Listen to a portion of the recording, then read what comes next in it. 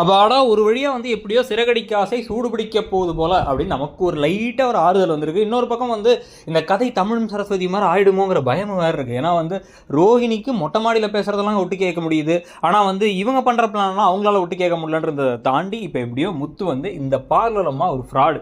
இது வந்து என்னதான் துபாய் மாமா மலேசியா மாமா துபாய் போய் கால் பண்ணாருன்னு கதையெல்லாம் விட்டாலும் கூட இன்னைக்கு நேற்று நீ பார்த்ததுக்கு அப்புறமா கால் பண்ண வச்சும் போது எனக்கு பெரிய சந்தேகம் வருது. இந்த பொண்ணோட வாழ்க்கையில் நிறைய பொய் இருக்குது. எல்லாமே பொய் தான் நினைக்கிறேன். மலேசியா அப்பா அதுக்கப்புறம் துபாயில் இருக்க மாமா அப்புறம் ஏதோ பணம் அனுப்புறாரு அப்படி இப்படின்னு எல்லாமே கதை விடுற மாதிரி இருக்குது. இது எல்லாத்தையும் கண்டுபிடிக்கணும். இதுக்கப்புறம் வந்து நான் என்னோட ஃப்ரெண்ட்ஸ் எல்லா டிரைவர்ஸ்டையும் கொடுத்து அந்த மாமா எங்கே இருந்தாலும் அவர் தூக்கிட்டு வரதுக்கான ஒரு வழியை கண்டுபிடிக்கிறேன். சீக்கிரமாக இந்த பொண்ணோட மர்மம் என்னங்கிறத கண்டுபிடிச்சு உடைக்கிறோம் அப்படின்னு நிலைமைக்கு வந்துட்டாங்க. இதை வந்து தடுத்து நிறுத்துறதுக்கு ரோஹிணி எல்லா வகையிலையும் ட்ரை பண்ணுவாங்க. இந்த ஒரு ஆடுபுலி ஆட்டம் மாதிரி கேம் போனால் இந்த கதை போச்சு சீரியல் போச்சுன்னா நல்லா இருக்கும்னு தோணுது. உங்களுக்கு என்ன தோணுதுங்கிறத சொல்லுங்கள். தேங்க்யூ.